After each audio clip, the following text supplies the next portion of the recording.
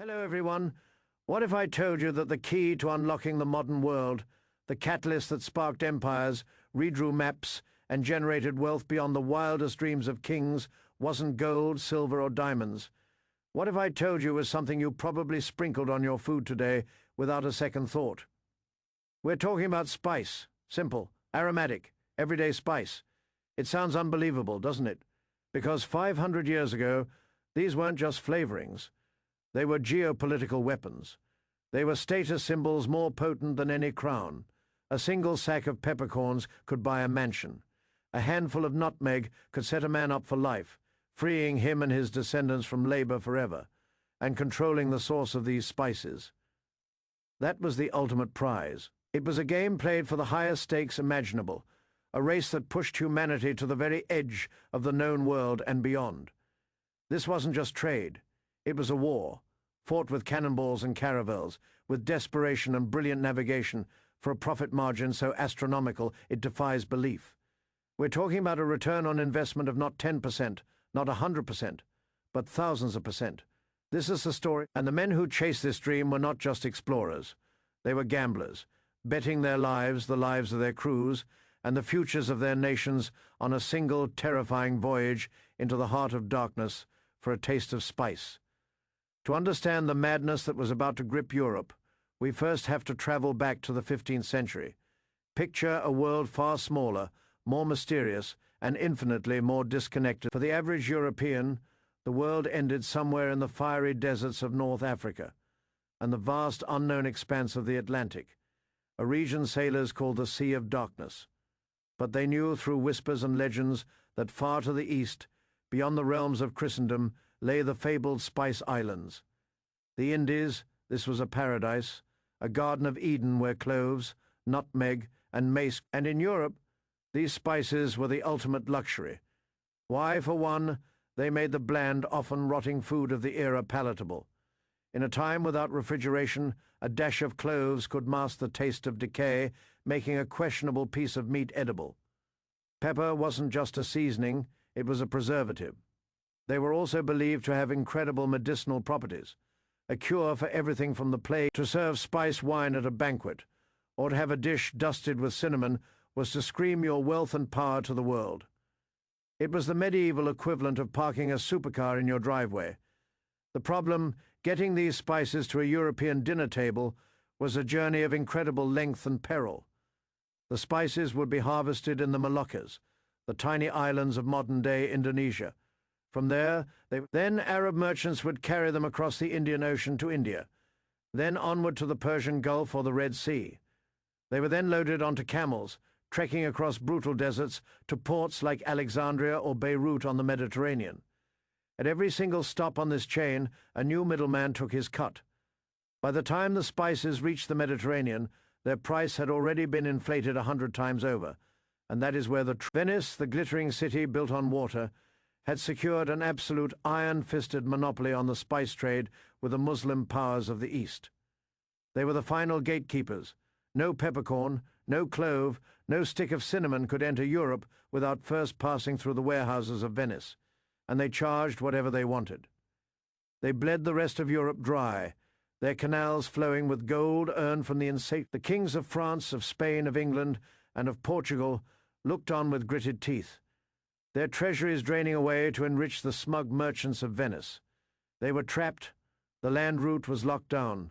To challenge Venice was to challenge the entire Mamluk Sultanate of Egypt, a military impossibility. There had to be another way, a secret path, a back door to the riches of the East. This obsession, this burning need to break the Venetian monopoly, became the holy grail of the 15th century.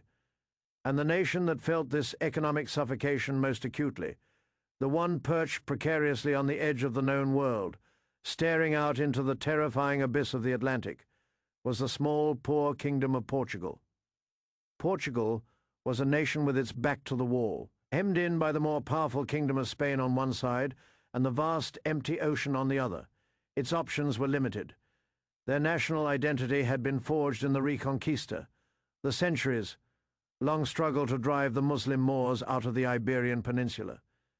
This created a unique national character, fiercely Catholic, militaristic, and with a deep-seated crusading spirit. They saw the Muslim world not just as economic rivals, but as existential enemies. And at the heart of this Portuguese ambition was one man, a figure who would never sail on the great voyages himself, but whose obsession would launch 1,000 ships, Prince Henry, known to history as Henry the Navigator. Henry was a complex man, a prince of the blood, but also a stern. He was driven by a potent cocktail of motivations. First, there was God. He dreamed of continuing the crusade against Islam, finding the mythical Christian kingdom of Prester John, believed to be somewhere in Africa or Asia, and forging a grand alliance to crush the Muslim powers from both sides. Second, there was curiosity. The Renaissance was dawning, and the thirst for knowledge was palpable. Henry established a court of astronomers, cartographers, and shipbuilders at Sagres, on the wind-swept southern tip of Portugal, a place that became the world's first think tank for exploration. But beneath the veneer of God and science was the cold, hard glint of gold. Henry knew that the source of North African Moorish power was the gold they brought by caravan across the Sahara. He reasoned, if we can sail down the coast of Africa, we can bypass the desert caravans and seize the gold trade for ourselves. And beyond the gold, far beyond, lay the ultimate prize, a sea route to the spices of India, a route that would bypass Venice, bypass the Arabs, bypass everyone, a route that would allow Portugal to plug directly into the source of the world's greatest wealth. It was a mad dream. Sailors' maps were filled with monsters and boiling seas. They believed that any man who sailed past a certain point, Cape Bojador, would be swept away by impossible currents or cooked alive by the equatorial sun. For years, Henry sent ship after ship south, and for years they came back in failure. His captains, terrified, would sail within sight of the dreaded Cape and turn back, their nerve broken by the psychological terror of the unknown. The court in Lisbon began to mock him. They called him a dreamer, a man wasting the kingdom's scant resources on a fool's errand. But Henry was relentless. He pushed, he cajoled, he commanded in 1434. One of his captains, he forced himself to sail out, away from the coast, into the open ocean, and swing back around, successfully passing Cape Bojador. He found nothing. No monsters, no boiling seas, just more ocean and more coastline stretching endlessly south. It was the most important non-discovery in history. It shattered the psychological barrier. The door to Africa was now open. For the next several decades, the Portuguese pushed relentlessly south, a slow, brutal crawl down the coast of a massive, unknown continent. It was a generational effort. Each voyage was a leap into the void. They navigated using rudimentary instruments, mapping the coast as they went. They battled disease, especially scurvy, the horrifying affliction that rotted the body from the inside out. They fought storms that could snap a mast like a twig, and they encountered the peoples of Africa, beginning the dark and tragic chapter of the transatlantic slave trade, capturing people to work the sugar plantations on newly discovered Atlantic islands. This grim business, however, helped fund further exploration. It was a brutal, bloody enterprise, but it was paying for itself. Year by year, they planted stone pillars called Padra Feos along the coast, marking Portugal's claim. They crept past the mouth of the Senegal River, the Gold Coast, the Congo. The continent just kept going, and going and going. Doubts began to creep in. What if Africa was infinite? What if it connected to a great southern landmass at the bottom of the world? The dream of reaching India. Then came Bartholomew Dias. In 1487, he was commissioned by King John II of Portugal with a clear mission: find the southern tip of Africa. Find the end of it. Dias pushed further south than any European ever had. Then, off the coast of modern-day Namibia, he was caught in a hellacious storm. For 13 days, they were blind, tossed about on a furious sea, completely lost. They were driven far. When the storm finally broke, Dias, disoriented, turned east, expecting to find the coastline of Africa. He found nothing but open water. Panic set in. Had they missed it? Had they been blown into some new, undiscovered ocean? Desperate, he turned north, and then they saw it. Land, but it wasn't running north, south anymore. It was running east-west. They had done it without even realizing. The crew, exhausted, terrified, and on the verge of mutiny, forced Dias to turn back. They were in no condition to attempt a voyage to India. On the return journey, they finally saw the magnificent, towering cape they had unknowingly passed. Dias, thinking of the terror and peril they had endured, named it the Cape of Storms. But when he returned to Lisbon and told his story to the king, the monarch, with a flair for marketing and a keen sense of destiny, renamed it. This would not be a monument to fear, but a beacon of hope. He called it Cabo de Boa Esperança, the Cape of Good Hope. The way was now clear. The final barrier had been broken. All that was needed was one more push, one more voyage, one last heroic gamble to finally reach the fabled shores of India and claim the Spice Prize for Portugal. The man chosen for this momentous task was not a charming diplomat or a brilliant scholar. He was a man of iron will, a proven fighter, and known for a ferocity that bordered on cruelty. He was in his 30s, a minor nobleman, but a man who radiated an aura of absolute unshakable command. The king didn't need a scientist. He needed a leader who would not turn back, no matter the cost. In July of 1497, da Gama's small fleet of 4 ships set sail from Lisbon. This was no ordinary voyage. It was the culmination of 80 years of sacrifice. They carried the stone pillars to claim the land, goods for trade, and cannons to make a point, if trade didn't work. Da Gama, learning from Dias's experience, did something radical. Instead of hugging the African coast, he swung his fleet far out into the vast, empty expanse of the South Atlantic. It was an enormous, terrifying gamble. For over 3 months, they saw no land 93 days. The crew, alone in a tiny wooden vessel, surrounded by an endless, empty ocean, sailing away from everything they had ever known. Their only guide was the sun, the stars, and their captain's unyielding faith in the charts. It was one of the greatest feats of navigation in history, and it worked. They caught the favorable trade winds of the southern hemisphere and were slingshotted around the Cape of Good Hope with stunning efficiency. After rounding the Cape, they were in a new world, the Indian Ocean. This was not an empty sea. It was the heart of a vibrant, sophisticated, and ancient trading network dominated by Arab merchants for centuries. Da Gama's journey up the east coast of Africa was a tense series of encounters. In Mozambique and Mombasa, he was met with suspicion and hostility. The local Swahili-speaking Muslim rulers saw these strange, pale-skinned interlopers for what they were. Rivals, there were skirmishes, cannonballs were fired, and threats were exchanged. Da Gama responded with brutal decisiveness, bombarding towns and taking prisoners to demonstrate Portuguese power.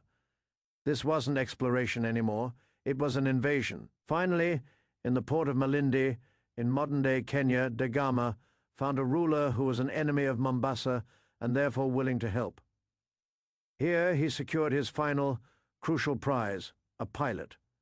Not just any pilot, but one of the most skilled navigators in the world, a man who knew the treacherous monsoon winds of the Indian Ocean like the back of his hand. His identity is debated by historians. Some say he was the legendary Arab navigator Ahmad ibn Majid, others a Gujarati local. But what is certain is that without him, Da Gama would have failed. With the expert pilot guiding them, they caught the summer monsoon and sailed east. After 23 days of smooth sailing, on May 20, 1498, a lookout screamed the words that they had arrived in Calicut, on the southwest coast of India. The back door to the Indies was finally open. But Da Gama's reception in Calicut was not what he had hoped for. Calicut was a bustling cosmopolitan hub, the epicenter of the pepper trade. Its ruler, the Zamarin, was an immensely wealthy Hindu king who presided over a sophisticated trading empire. When Da Gama and his men, haggard and weathered from their year-long voyage, were brought before the Zamarin in his opulent court, the meeting was a disaster. The Portuguese had brought their trade goods, woolen cloth, wash basins, hats, and coral beads, to the Indian merchants accustomed to trading in gold, silver, and fine textiles. These European trinkets, one of the Zamarin's officials mocked them, saying that the poorest merchant from Mecca could have brought better gifts. The Arabs who controlled the trade in the city immediately recognized the Portuguese threat. They whispered in the Zamorin's ear, warning him that these men were not traders, but pirates and conquerors. The atmosphere grew tense. Da Gama was held for a time, treated more like a prisoner than an ambassador. The Zamorin demanded they pay customs duties in gold, just like every other merchant. Da Gama, proud and stubborn, refused. He managed to do some minor trading, enough to get a small sample of the spices he had come for. Pepper, cinnamon, cloves, but it was clear he was not welcome. After 3 tense months, Da Gama decided he had seen enough. He knew the route, he had the proof. He departed Calicut under a cloud of hostility, even taking a few Indian hostages with him to ensure his safe passage. A final act of aggression that would set the tone for all future interactions. The journey home was a living nightmare. They had missed the favorable monsoon winds, the return trip across the Indian Ocean, which had taken 23 days on the way out. Now took a horrifying. Their gums swelled, their teeth fell out, their old wounds reopened. Men died daily, their bodies unceremoniously dumped into the sea. By the time they reached Malindi, so many men were dead they no longer had enough crew to man all the ships. Da Gama ordered one of his vessels, the Cefio Rafael, to be burned. Of the 170 men who had set sail from Lisbon 2 years earlier, only the ships limped back to Portugal in the summer of 1499, tattered, weather-beaten, carrying a crew of ghosts. By any normal measure, the voyage was a catastrophic failure. 2 of the 4 ships were lost. 2/3 of the crew were dead, including Da Gama's own brother. But this was no normal measure, because in the holds of those 2 surviving ships was the cargo, and that cargo would change the world. When the pepper, cinnamon, and ginger were unloaded and taken to the royal warehouses, the royal accountants began to do the math. The cost of the entire expedition, building the ships, paying the crew, buying the trade goods, was calculated. Then they calculated the value of the spices on the European market, a market now starved and desperate, with the Venetian supply lines temporarily disrupted. The value of that small, pathetic-looking cargo was 60 times the original cost of the entire 2-year expedition. A 6,000% return on investment. The King, Manuel, was no longer just the King of Portugal. He immediately gave himself a new, far grander title, Lord of the Conquest, Navigation, and Commerce of Ethiopia, Arabia, Persia, and India. It was audacious. You could sail to India, and the profits were beyond imagination. The door Da Gama had kicked open was about to be blown off its hinges. The Portuguese did not waste a moment. This was not about to become a polite trading relationship. It was a hostile takeover. Immediately after Da Gama's return, Portugal sent a second, much larger and more powerful fleet. This one was commanded by Pedro Ferver. This was an armada, 13 ships strong, armed to the teeth with cannon, and carrying over 1,000 fighting men.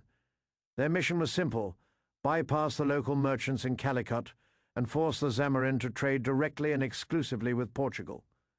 On his way, Cabral swung too far west into the Atlantic, and accidentally made the first documented European discovery of Brazil, claiming it for Portugal, but the main prize was India.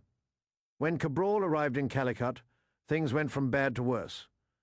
The Zamorin was still not interested in ditching his long-standing Arab trading partners for these violent newcomers. Tensions exploded. A Portuguese trading post on shore was attacked, and over 50 Portuguese were killed.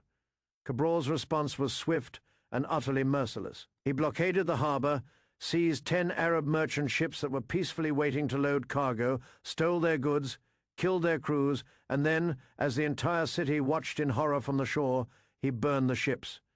Then, for an entire day, he systematically bombarded the city of Calicut with his ship, mounted cannons, reducing large parts of the unfortified city to rubble. This was a new kind of warfare, the Arab dhows were built for carrying cargo, not for naval combat. The Portuguese caravels and carracks were floating artillery platforms. They could stand offshore, untouchable, and rain down death and destruction with impunity. This was the technological advantage that would allow a tiny nation of 1 million people to dominate an ocean of tens of millions. Cabral then sailed to the nearby city of Cochin, a rival of Calicut, and established a friendly relationship, loading his ships with spices at a much better price. The strategy was clear: divide and conquer, use naval terrorism to intimidate and punish your enemies, and use trade and alliances to reward your friends. When Cabral returned to Portugal, despite the spice race was now in full swing, and it was a blood sport. Vasco da Gama himself was sent back to India on a third voyage, this time with an even bigger fleet and a mandate for vengeance. His actions on this trip cemented his reputation for legendary cruelty. He waylaid a ship, the Fé, which was carrying hundreds of Muslim pilgrims, including women and children, returning from Mecca. After looting the ship, he locked all the passengers below deck and set it on fire, burning them all alive as they begged for mercy. He saw it as revenge for the attack on the trading post in Calicut. To his enemies, it was an act of unimaginable barbarism. To the Portuguese, it was a necessary statement of intent. They were there to dominate, not to coexist. Over the next decade, Portugal executed a brilliant and brutal strategic plan, masterminded by the visionary and ruthless Afonso de Albuquerque. Albuquerque understood that to control the spice trade, you didn't need to conquer vast swathes of land like in the Americas. You just needed to control the sea lanes. And to control the sea lanes, you needed to seize the choke points, the key strategic ports. In 1509, a combined fleet of Egyptian Mamluks and their Indian allies, funded and encouraged by a terrified Venice, met the Portuguese fleet at the Battle of Dao. It was the decisive naval battle for control of the Indian Ocean. The Portuguese, though outnumbered, had superior ships, superior cannons, and superior naval tactics. They won a crushing victory. The Indian Ocean now belonged to Portugal. Albuquerque then moved to capture the 3 key jewels of the network. In 1510, he conquered Goa on the coast of India, making it the capital of the new Portuguese state of India. In 1511, he seized Malacca, the vital gateway between the Indian Ocean and the South China Sea, and in 1515 he captured Hormuz, the guardian of the Persian. With these 3 ports, Portugal held the entire system by the throat. They created a system called the Fé. Any ship that wanted to trade in the Indian Ocean now had to buy a license, a Fé from the Portuguese, and pay customs duties in their ports. Any ship found sailing without one was considered fair game, its cargo seized, its crew killed or enslaved. It was, in effect, spices now flowed to Europe around the Cape of Good Hope, arriving in Lisbon. The price of pepper in Lisbon plummeted, while in Venice it skyrocketed as their supplies dried up. The economic center of gravity of Europe shifted decisively from the Mediterranean to the Atlantic.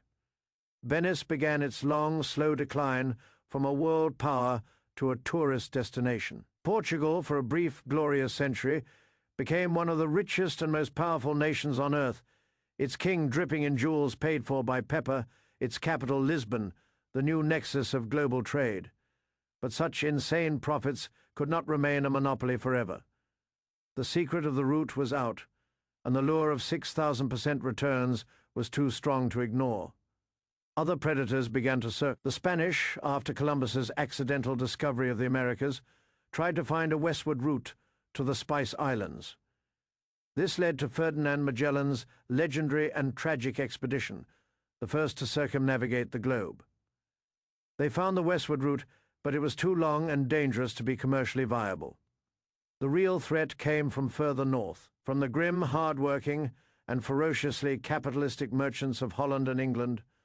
The Dutch, in particular, looked at the Portuguese Empire with envy and contempt.